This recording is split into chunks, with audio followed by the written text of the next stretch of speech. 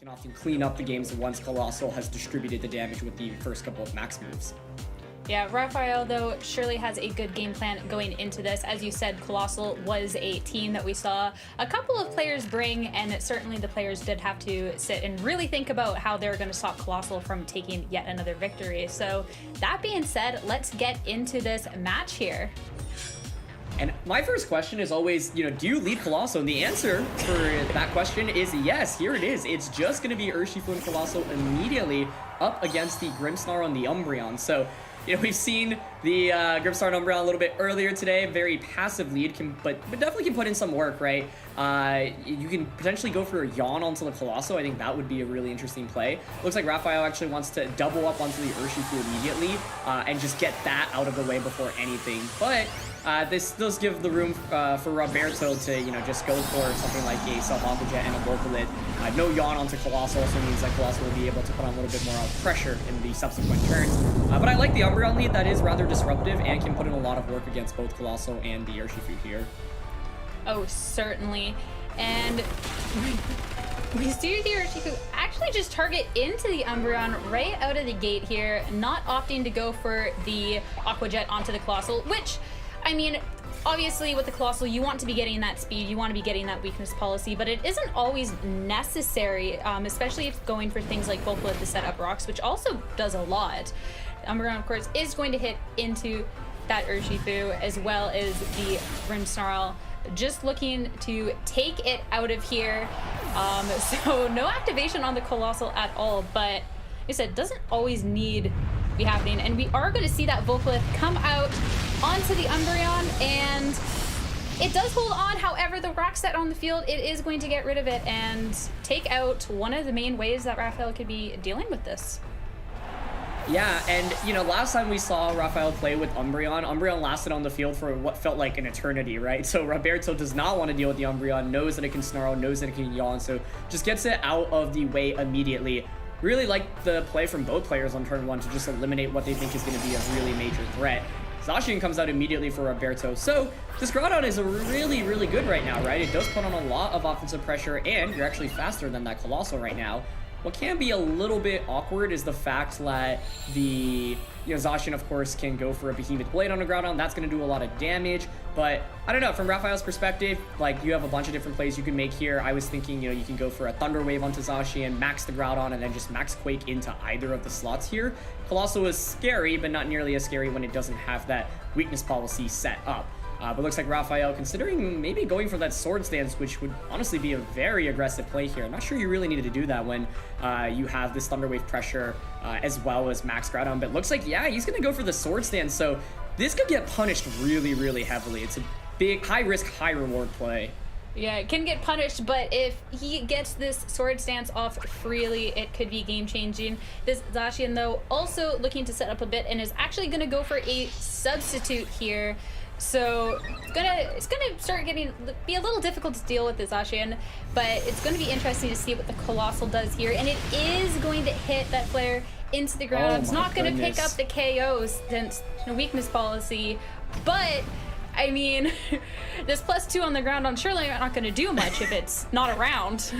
Yeah, +2 doesn't matter if you just fade this turn, right? And so Roberto making really what I think was probably one of the safest plays as well. The Substitute just covers any potential options, and now it's really, really tough for Rafael. I think, yeah, that was just somewhat of a greedy Sword Stance because now Groudon's actually going to end up doing nothing. The Substitute actually prevents a Thunder Wave from going off as well, right? So Behemoth Blade just actually picks up the knockout onto Groudon. So Groudon came in, got his Sword Stance off, and basically left and said goodbye. And Groudon looked like he was in such a good position up against two Pokemon that are weak to ground. So Rafael trying to make a big prediction there, hoping to just get a free Sword Stance off. And you can see how good Colossal can be, right? It does not need that weakness policy like you mentioned, and actually able still to just do so much damage. And now, the last one is going to be a Charizard, but this Charizard doesn't even have Max Quake, so it's just going to easily feint to a Volcalit. And sure, Charizard can do some decent damage. I suppose, Colossal's max is over, so you actually can't go for Volcalit now, but Roberto still has another Pokemon in the back, and Rafael realizes there's really no way out of it at this point. You can't actually knock out the Colossal very easily with this Charizard set as well. So I don't know, I feel like the Groudon just really didn't need to go for a Swords Dance there. I felt like it was in a position to even just click press this blade. The leads worked out well for both players. At the end of the day, Groudon just needs to actually do something, and, you know, I think you really want to Dynamax that. So let's see if there are any adjustments being made this time around. It's going to be the same leads from both players. And it's all about, once again, positioning. Can you put yourself in a position to just knock out Colossal effectively? Because Colossal, even without the Weakness Policy and Steam Engine combo, really still sweep through in that last one, impressively enough. Yeah, Rafael flirted with the idea of taking out the Urshifu again. I mean, considering how the last game turned out, I feel like a Yawn or something could be interesting if you know that Urshifu's not going to bother going for the Aqua Jet. Instead, it's going to this turn, but no max on the Colossal. So this Colossal is going to get that Weakness Policy, is going to get that speed boost. It does take a really nice chunk of damage, of course, not being maxed, but it's just going for a big heat wave here, dealing about half health to both of these Pokemon.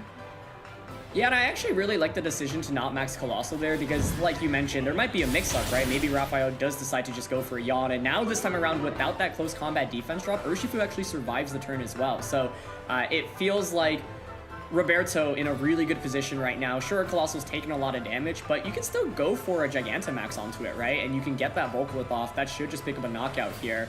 And this Umbreon just kind of in an awkward spot. I like the decision to try to go for Thunder Wave here. It's actually going to target the Urshifu, try to prevent it from just getting an attack off this turn. You know, you can obviously just try to eliminate the Urshifu. I don't know. I feel like I'd like to see Thunder Wave onto Colossal here just so that it can, you know, you can deal with the full pair chances. But I guess what Rafael's going for here is he doesn't want to just lose both of his Pokemon immediately. Either way, that's a nice play by Roberto turn 1, and even though Colossal's taken so much damage, it's not at risk of getting KO'd this turn, so it's a great time to actually max it. Now it's looking even more threatening than that last match. Especially having the speed this time around, even if it's so low on HP, doesn't matter if it's low, if it can just KO everything that hits the field with that extreme speed engine, is going to go for that Volcalith onto the Grimmsnarl there, pick up that KO to start, and set the rocks damage, which is going to be doing a number on Rafael's end of the board here. Yeah, in the end, the Thunder Wave Foul Play combination does come out and knock out Urshifu before Urshifu can effectively KO the Umbreon. So I mean, at least you get rid of the Urshifu. Now you get a free switch in and can go into the Groudon.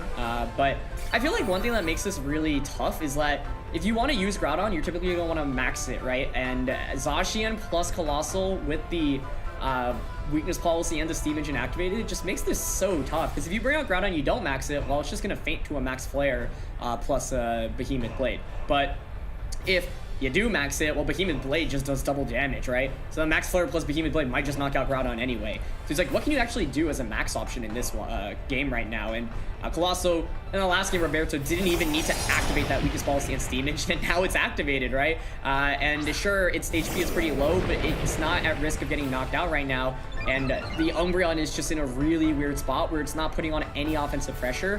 At best, you can Yawn. That buys you a turn, maybe. But other than that, Snarl, Foul Play, it's not really going to be doing enough. And even though Colossal's at +2 attack, I really don't think Foul Play is actually enough to pick up the knockout here. So absolutely agree with the Yawn decision onto Colossal. I think that, gives you a slight fighting chance. But it's looking really scary because every Protect that you make also means that you take that chip damage from Volcalith.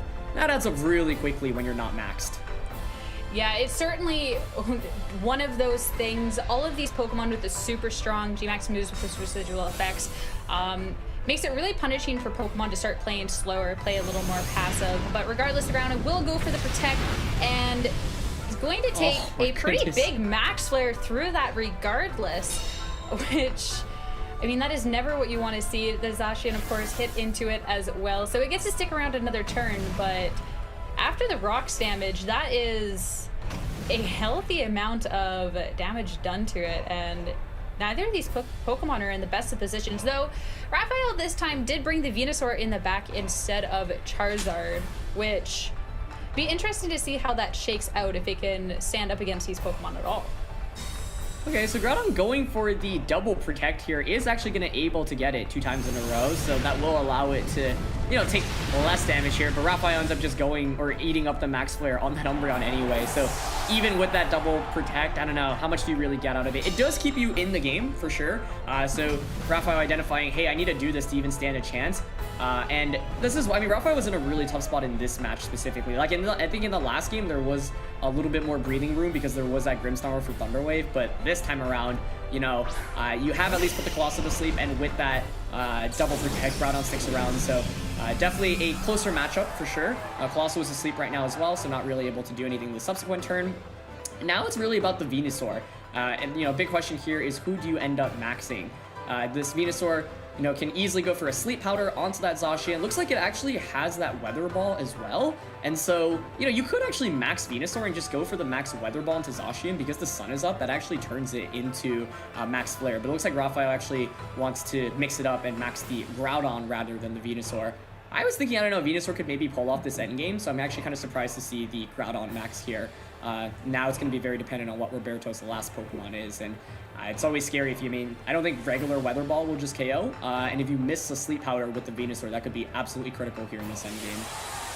Yeah, I feel like missing the Sleep Powder at this point just loses the game on the spot, whereas maxing and trying to take out that Zacian would give you a better chance, especially with the sun up.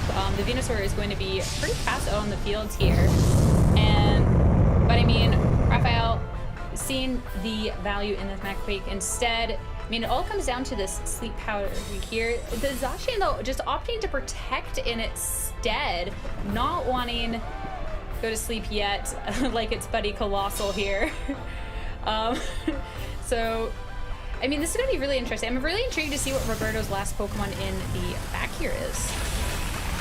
Yeah, let's see. Either way, you know, Rafael definitely putting up a hard fight in this one. I think that double protect on Groudon was absolutely huge because if you don't get that, I think the game is instantly over. But Rafael also, you know, had the ability to recognize, hey, I need to go for a double protect right now because if not, that's it. That's my tournament life, and I'm out of the tournament, right? So the main thing is, like, when you max Groudon, it's already taken so much damage, and the Gmax vocal damage is also adding up, and so it doesn't feel like it'll survive for more than one more turn. It's going to be Landorus here for Roberto as their last one. I feel like that's a really good option here because you get that Intimidate onto that Groudon so it does less damage, and not sure how much damage Venusaur can actually do into the Landorus here, so that's a really perfect fourth Pokemon for Roberto to have. And yeah, it looks like Rafael wants to go for that Sleep Powder.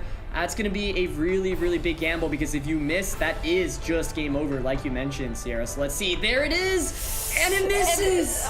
Spoken into existence. The Venusaur is not able to hit that Sleep Powder, and this Zacian is free to just go for a huge Behemoth Blade. Just take that Groudon completely out of this match. I mean, that was such a big miss there. I mean, I feel like that was the last opportunity for Rafael to bring this one back, and the Landorus to sitting here and just setting up with a Swords Dance. I don't think there's anything to be done at this point. I mean, the Sleep Powder last turn was the one thing that needed to be done, and now that that option is exhausted, I feel, yeah, Rafael recognizes that as well and is going to hand this one off over to Roberto here. Wow, what a... Colossal's just absolutely...